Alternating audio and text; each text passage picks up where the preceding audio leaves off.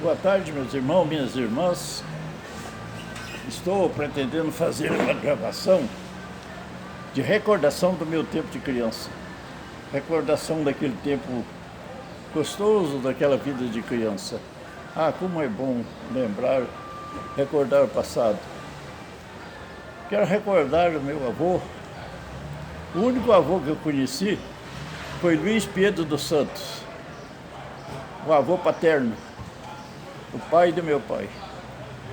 Ele era a minha avó, Maria Luísa de Jesus. Esta eu não conheci, faleceu antes que eu nascesse. Agora, o meu avô, depois meu avô casou de novo, eu conheci a madrasta dele, que eu tratava também de madrinha Gripina, mas o avô verdadeiro mesmo só conheci Luiz Pedro dos Santos, o pai do meu pai. Meu pai, João Luiz dos Santos, filho de Luiz Pedro dos Santos, neto de Pedro Francisco dos Santos. Então esses são meu bisavô, Pedro Francisco dos Santos, meu avô, Luiz Pedro dos Santos, e meu pai, João Luiz dos Santos, e Francisca de Olinda de Jesus. Esses são os meus pais, João Luiz dos Santos e Francisca de Olinda de Jesus, a minha mãe. Os meus avós, pai da minha mãe, eu não cheguei a conhecer, mas eu sei o nome. Ele chamava Cândido Borges de Mendonça e de Olinda Alves da Silva. Esses são os meus avós que eu não conheci. Eles faleceram antes que eu nascesse. Meu avô, pai da minha mãe, Cândido Borges de Mendonça, e a mãe, Deolinda Alves da Silva. Esses são os meus avós. Agora, meu pai e minha mãe, quando eram solteiros, eles sofreram muito, miséria. Naquele tempo as coisas todas eram muito difíceis. Não havia estrada e nem carro, nem nada para transportar as coisas que produzia e nem trazer também as coisas importadas que vinham do exterior. Era carregado naquele tempo no lombo de burro, daqui até o Porto de Santo para exportação e pegar de lá as mercadorias importadas, tais como querosene, sal e ferramentas e outras. Tudo que vinha do exterior era trazido no lombo de burro para esta região desse sertão de sul de Minas, que era ainda naquele tempo mato. As ferramentas que nós trabalhávamos, eu mesmo me lembro, eram importadas da Inglaterra. O Brasil não fabricava uma enxada. O Brasil ainda não sabia fazer uma enxada. As primeiras enxadas que eu trabalhei ainda eram importadas da Inglaterra. Aí a gente vê como que era o Brasil atrasado naquele tempo. O Brasil não fabricava uma bicicleta, não fabricava uma enxada. Isso foi na década, no começo do século XX, 1900 e pouco, 1924, que meu pai casou, e eu nasci em 1934. Eu nasci 10 anos depois. Tinha 3 irmãos mais velhos do que eu. 4 irmãos, um faleceu com 3 anos e meio de idade. É Sebastião Carmelino dos Santos, que viveu até os 90 anos, faleceu há pouco tempo. A irmã Maria de Lourdes Jesus faleceu há 2 anos atrás, com mais de 90 anos também. E assim por diante. Eu hoje com 86 anos completo, já chegando a completar 87 anos, graças a Deus, com uma saúde, beleza. Muita saúde. Eu nem acredito que já tenho essa idade, porque a minha cabeça é boa, meu físico, saúde, durmo bem, como bem, beleza. Nunca fiquei doente. A minha fé cura todas as doenças. Então eu quero também, nessa minha gravação, transmitir um pouco do que foi minha fé. Eu nasci nesta casinha de capim. Quando meu pai casou, essa casinha foi construída pelo meu tio José Luiz dos Santos. Ele casou primeiro do que o pai, fez essa casa lá no meio do mato, perto da casa do pai dele, e depois ele mudou para Estiva, e quando meu pai casou, essa casinha estava desocupada, casinha de capim, muito humilde. Meu pai morou nela com a minha mãe, depois eles casaram, moraram ali, até que nasceu ali 4 filhos. Sebastião Carmelito dos Santos, Jorge, que faleceu com 3 anos e meio, foi antes de eu nascer. Depois nasceu a minha irmã Maria de Lourdes, no ano de 1939. Meu irmão nasceu em 35, o outro irmão, não sei quando nasceu, que morreu, e a minha irmã nasceu em 1939. E eu nasci em 44. 10 de novembro de 1944. E meu pai registrou em 20 de abril de 1935. Mas, na verdade, o meu nascimento foi 10 de novembro de 1934. Batizado com 10 dias de idade, com 15 dias de idade, fui batizado dia 25 de novembro de 1934. Isso eu tenho o registro de batismo. Por isso tenho certeza que nasci em 1934. Agora, depois dessa casa, daí meu pai fez outra. Eu me lembro, tenho pouca lembrança dessa casa, me lembro do fogão como era, e lembro da porta de entrada, assim, pouca coisa. Depois me lembro também do ranchinho que a gente viveu, tempo que o meu pai desmanchou esta casa para construir outra no lugar, e nós passamos a morar num ranchinho de capim, que a minha cama era para com o teto, com a cobertura de capim. Escutava a chuva cair em cima, era muito gostoso. Ah, que tempo, só tenho saudade. Depois dessa aqui, meu pai fez esta outra casa.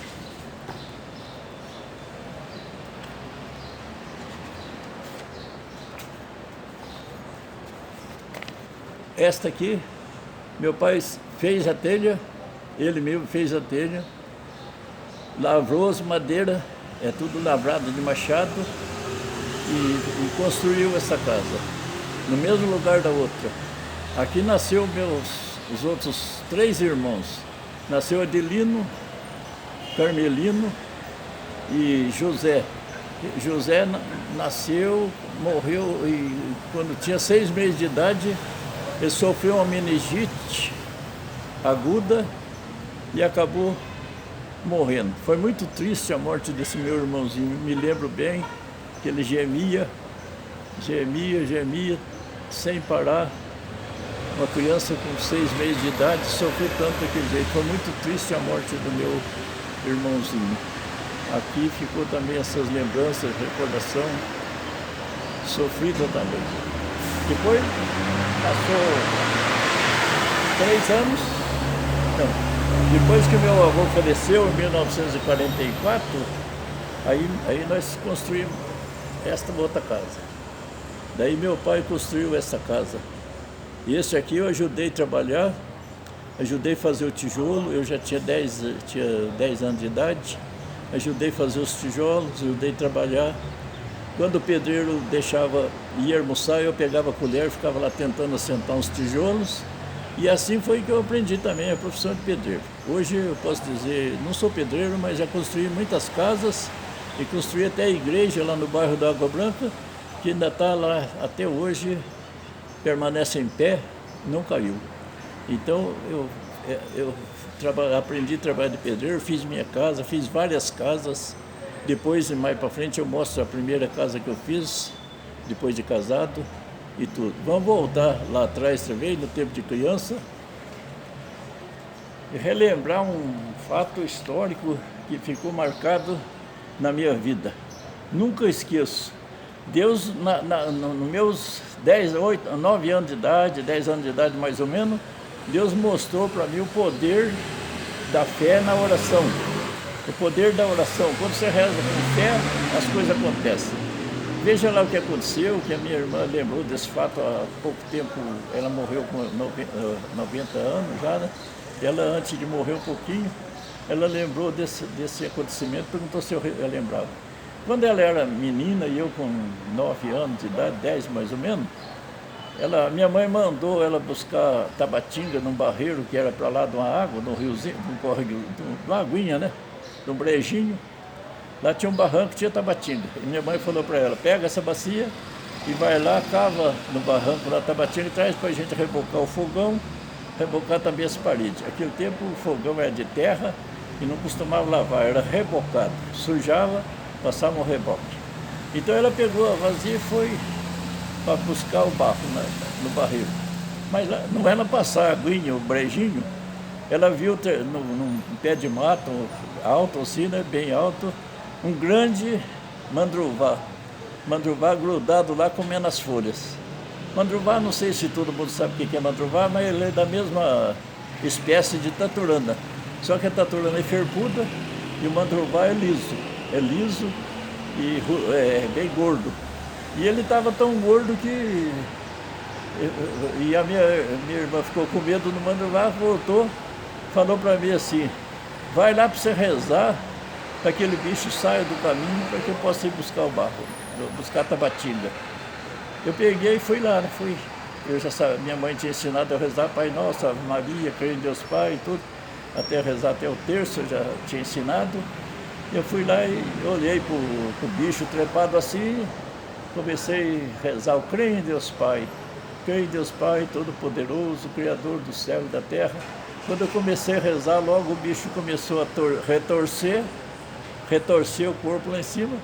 Foi antes de eu terminar de rezar o creio em Deus Pai, o bicho escapou de lá e caiu no chão. E no ele cair, rachou a barriga, né? Ele era muito gordo, rachou a barrigada dele e ele acabou morrendo. Daí a minha irmã já pôde ir buscar o barro tranquilo, porque o bicho já estava morto. Aí eu fiquei vendo o poder da oração, a força que tem o poder da oração. O meu avô era muito religioso, rezador de terço, e ele acreditava nas orações dele. Ele fazia uma oração, assim com fé, ele escondia num capãozinho de mato, ninguém achava. Uma vez aconteceu um fato que ficou bem marcado, que meu pai contava, que quando o meu tio foi sorteado a servir o exército, ele não compareceu e naquele tempo a polícia ia na casa buscar a pessoa. Por sorteio, era obrigado a comparecer. Se não comparecesse, apresentasse, a polícia ia buscar. E isso aconteceu com o meu tio. E um dia, estando o meu tio, meu pai e meu avô na casa deles, eles olharam na descida, assim, tinha uma serrinha que descia para chegar na casa, olharam e a mina aquele tanto de polícia para buscar meu tio. E eles já sabiam. Os dois, o meu pai e meu tio, tacou no mato e enfiou na capoeira e foi embora, né? Agora meu avô andava mais devagar, até que tinha que subir o morrinho, dobrar. Quando ele dobrou o artinho, o morro, tinha um capão de mato na beira da estrada, de cipozeiro, de rabo de macaco e outros. Ele entrou no meio do capão de mato e escondeu da polícia. A polícia chegou lá, rodeou o matinho, rodeou, procuraram e não acharam ninguém. Agora, dali para frente era um mato cerrado, era uma mata que não tinha fim. Daí eles desistiram. Falei, como é que não vão entrar nesse mato para procurar os homens? Não acham. Daí desistiram e foram embora. E o meu tio e meu pai saiu dali, dobraram a serra, tudo mato, até que dobrando, passando um riozinho, outra água, desceu bem para lá, bem uns 4 quilômetros de distância, morava a tia deles, irmã do meu avô. Eles chegaram a contar a história, a tia falou, quando vocês subirem aí em cima dessa grota tem um rancho, vocês podem ficar escondidos no rancho lá no meio das laranjeiras, que lá eu mando comida para vocês e vocês estão livres da polícia. E assim meu pai e meu tio ficaram lá uma porção de dia, escondidos nesse ranchinho, de medo da polícia pegar. E o meu avô, depois que a polícia rodeou o matinho e não achou ele saiu e foi embora tranquilo. Ele rezava, ele tinha uma fé que rezava assim, desaparecia, qualquer capãozinho de mato, ninguém achava. Então esse é o poder da oração. Quero deixar aqui já o começo, o início de eu crer no poder da oração. Isso foi muito importante na minha vida, porque Deus mostrou já desde criança que a oração com fé, fazer a fé na oração tem poder. A fé transporta a montanha. E assim, passou os tempos, a gente viveu lá nesse lugar, nessa casa, nessas duas casas primeira, até os 1944. Em 1944, meu avô faleceu. Meu avô morava para trás do alto, um lugar mais quente, o sol batia mais cedo, porque onde nós morávamos, o sol só batia lá nas 10 horas, 9 horas, 10 horas do dia, que o sol aparecia lá, porque é muito atrás do espigão, lugar muito frio. Depois que o meu avô morreu, em 1944, já meu pai providenciou fazer uns tijolos ali para construir a casa dele, perto da casa que era meu avô. Ele não queria construir antes porque achava que ia apertar meu avô, porque o terreno já era do meu pai. Meu avô fazia umas dívidas, meu pai pagava e foi ficando com a terrinha dele, né? Que tudo era pouquinho. Então a terra lá já era do meu pai, em volta da casa do avô.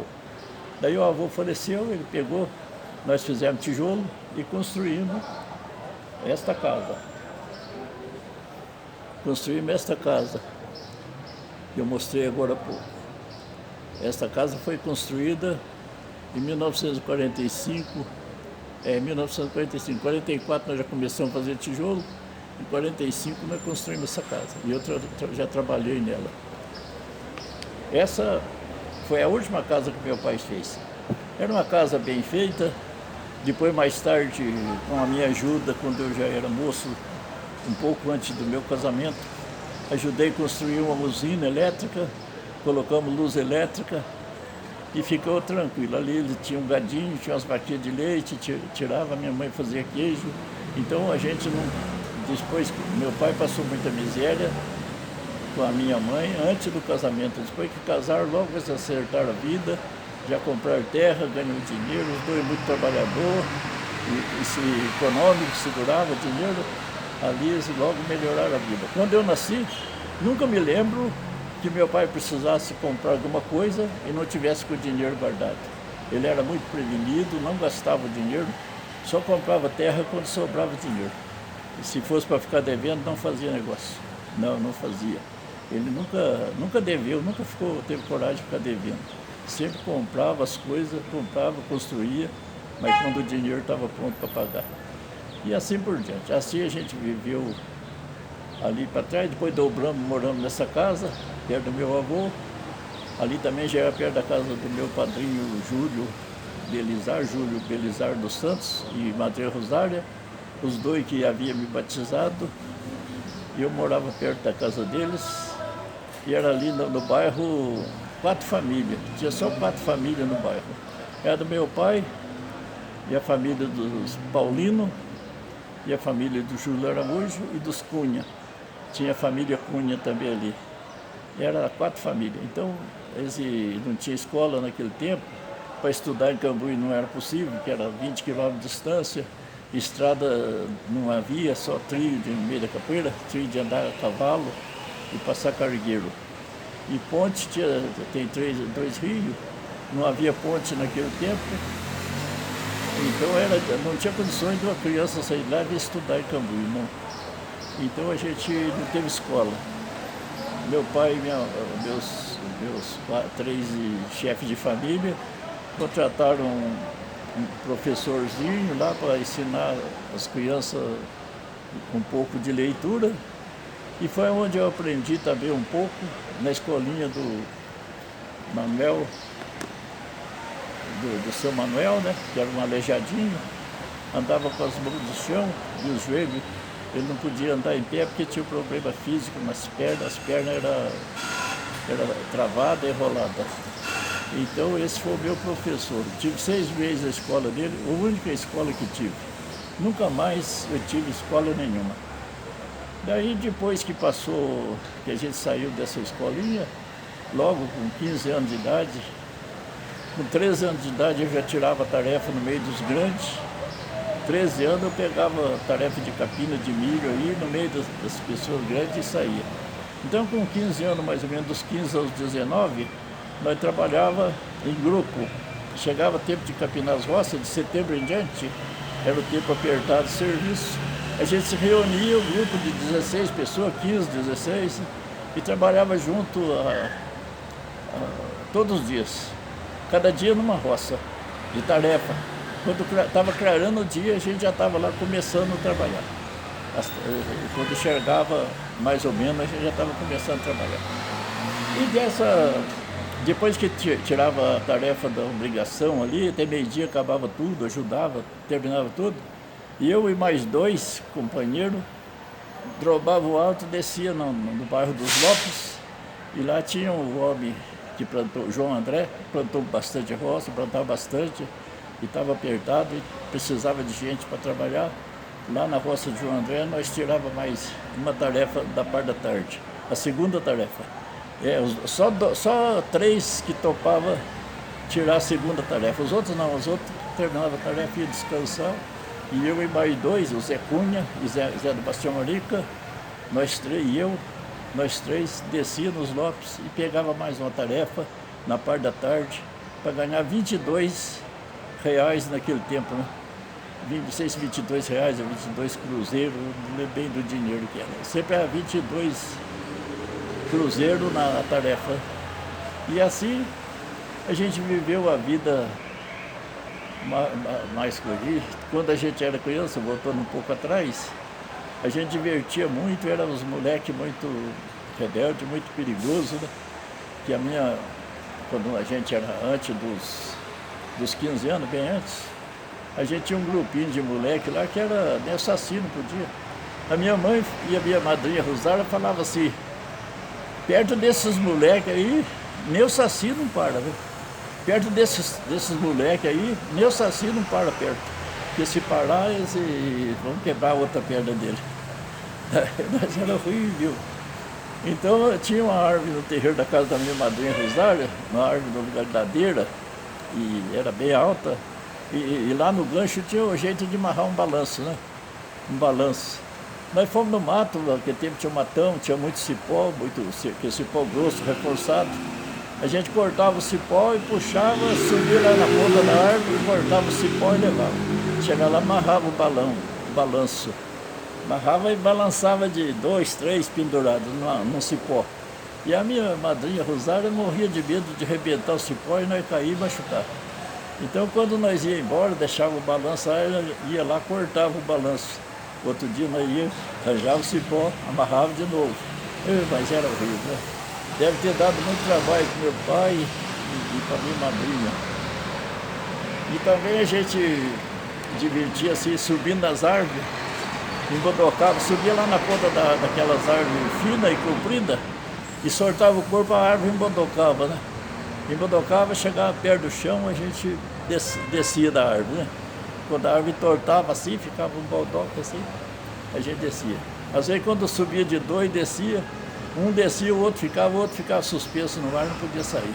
Tudo era diversão, era muito divertido. E outra diversão também que a gente tinha, a gente fazia carrinho de roda de pau, porque tempo rolemão não tinha. Então fazia de roda de pau, engraxava, subia naquela ladeira assim, descia com o carrinho para a ladeira abaixo, para a estradinha abaixo. Tinha hora que capotava o carrinho e era só poeira que levantava. A gente levantava e saía e não machucava. É uma da diversão também que a gente fazia. E outra coisa também, fazia poço, represinha nos rios, e lá a gente represava água para poder nadar, para poder tomar banho e nadar, porque o rio era pequeno, não dava condições de nadar. A água era pequena, então represava, fazia represa, e com estaca de pau e ramo e tudo, e a água represava, dava um poço gostoso de nadar. Isso e nadava. E também tinha o futebol, tinha um campinho de futebol que a gente jogava uma bola e brincava de instrução de guerra, e era muito, muito divertido. Isso foi no tempo antes das escolas, antes da escola, antes dos 15 anos. Agora, depois dos 15 anos em diante, que a gente passou a trabalhar e levar a vida mais a sério, daí já não dava tempo mais de fazer muita brincadeira e muita coisa. E também tinha uma coisa que a gente fazia no tempo aí, mais de 15 anos para frente, nós tínhamos um grupo que tocava viola, né? Viola, cavaquinho, pandeiro, e a gente saía de noite assim, parava nas encruzilhadas e tocava viola, tinha uma pessoa que cantava nova, né? José Cunha e meu cunhado João Arruda cantava moda de viola e a gente divertia bastante. Lá ficava bastante. Eu tocava um cavaquinho. Eu puxava bem um cavaquinho. Só tem saudade. Daí depois foi crescendo mais tempo. E que eu estava falando desse grupo de pessoas que trabalhavam junto na roça, voltando a falar deles outra vez, 16 homens que trabalhavam junto. Era na idade aí de mim, tinha uns 15 anos até uns 35 anos. O grupinho era mais ou menos dessa idade, de 15 anos a 35 anos de idade. Eu acho que o mais velho tinha uns 35 e eu, que era o mais novo, tinha 15. Aí a gente trabalhava junto, por incrível que pareça, não tem mais nenhum vivo. Não tem mais desses 15, só tem um que ainda está falando aqui, né? Que ainda não morreu, né? Por graça de Deus. Mas os outros, todos meus companheiros já morreram. Inclusive os 2 companheiros de 2 tarefas no dia também já faleceram, não estão mais. Agora eu tenho que louvar a Deus porque completando 87 anos, eu estou completando este ano. Com saúde, beleza, cabeça boa, eu dirijo, faço tudo, trabalho, como bem, durmo bem, tenho muita saúde. Só não tenho muito fôlego para serviço corrido aí, porque eu acho que o coração já não aguenta muita coisa mais devido à idade. Mas estou vivendo. Mas é o único dos 16. Todo esse dia eu estive pensando e recordando, olha, não tem nenhum vivo. Todos morreram. E eu, este ano eu sofri um coronavírus, quase fui também, mas Deus me livrou, deixou eu escapar mais dessa vez. E vou viver aqui até quando o dia que Deus quiser, estou pronto para seguir para a eternidade também, agora se for da vontade de Deus. Graças a Deus, hoje os filhos estão criados, ninguém depende de mim, está tudo criado, estão trabalhando. A minha esposa ainda é viva também, com mais de 80 anos, 81 anos, ainda está forte. Já estamos completando 64 anos de casado, e ela também já tem mais, eu tenho 4 anos mais do que ela está com 82, 83 anos já, e eu completando 87. Vamos voltar atrás e relembrar o tempo da juventude. Eu gostava muito de brincadeira, de tudo outra coisa, mas que não fosse prejudicial a ninguém. Respeitava muito as minhas amigas, colegas de infância, né? As moças, eu tinha um respeito fabuloso. Eu respeitava todas elas como fosse minha irmã. Inclusive das mulheres que são minhas colegas de infância, ainda tem 3 vivas ainda. Não, tem 4. Tem Maria, Olinda, 2 irmãs, Conceição e Sebastiana. Essas 4 que nós fomos criados juntos, ainda estão vivas ainda. Tem uma que é mais velha que eu, Maria é mais velha que eu um pouquinho. As outras 3 são mais novas. Mas nós ainda estamos aí vivendo. Mas os homens, não vejo ninguém mais. Não, já morreram todos. Agora, resta esperar ver o que vai dar. E eu, como eu estava dizendo, o respeito que a juventude era muito grande. Eu pensava assim, não, vou preservar a minha pureza, não vou procurar mulher antes do casamento. Não, se eu tiver de casar um dia, daí depois de casar que eu vou conhecer uma mulher. E assim passou a minha juventude. Graças a Deus, Deus me guardou, até hoje vem guardando. E isso não tem nada que arrepender da minha vida, porque tudo que eu fiz foi bom. Desejava bem a todos, vivi tranquilamente, e isso que é bom. Agora, tem também os meus pecados, né? As coisas que me pesam um pouquinho na minha vida, é que eu nunca tive muita paciência de mexer com animais. Nunca tive muita paciência de trabalhar com animais aí. Às vezes eu batia, judiava de animal, queria que o animal fizesse do meu jeito, mas eles não é possível, se eu não entendia, eles piorou, né? E meu pai sofreu por isso, falava assim, você tem que ter paciência, você tem que ter paciência. Não é assim que mexe com o animal, mas eu não tinha paciência. E eu judiei bastante de animal, é uma coisa que eu arrependo bastante na minha vida, né? A coisa que mais eu arrependo na minha vida é isso, de ter judiado dos coitadinhos dos animais que hoje, se fosse hoje, eu não fazia. E outra coisa também é que quando eu era mais novo, eu era meio preconceituoso. A pessoa que fizesse uma coisa que eu não gostasse, eu abandonava ele. Eu não queria nem saber dele. Não. E hoje eu já vejo diferente. Hoje eu aprendi a amar o próximo, amar o inimigo, fazer bem para aquele que não deseja e não faz bem para a gente, e orar por aquele que persegue.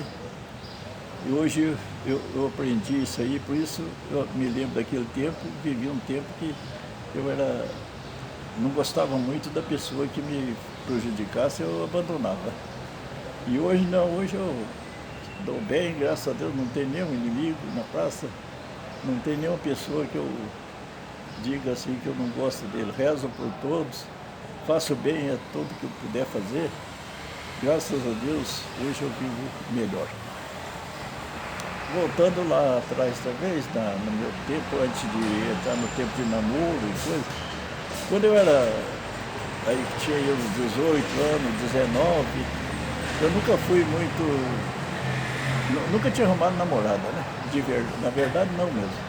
Então eu falava à minha mãe, eu acho que eu vou morrer solteiro mesmo, porque eu acho que eu não nasci para casar, não. Eu vou procurar um seminário, eu vou entrar no seminário, vou estudar, vou ser padre, né? Então eu tinha essa ideia quando era novo. Mas a minha mãe falava assim, não, reza a Deus que Ele descobre a tua vocação. Vai chegar um dia que você vai descobrir o que você vai ser. Você vai casar ou vai seguir vida religiosa. A minha mãe sempre dava muita força e coragem. Então eu fui passando, as moças que gostavam de mim, eu às vezes não topava fazer namoro com ela. Alguma que eu gostava, às vezes não gostava de mim, então eu ficava, acho que não vai dar. E assim passei, nunca gostei de baile, de dança, de carnaval, essas coisas eu nunca gostei na vida. Nunca, no começo fui viciado a jogo, mas depois de um dia eu encabulei com o jogo, nunca quis mais, nunca mais peguei. Não quis mais saber de jogo também, hoje eu detesto o jogo. Também a gente às vezes tomava umas bebidas de álcool meio exagerada, né? E uma vez aconteceu um caso comigo. Naquele tempo havia assombração, não sei porquê, o povo falava em assombração aqui, ali. Meu pai mesmo acreditava em assombração. Eu nunca fui muito de acreditar em assombração não, mas meu pai sempre acreditava em assombração.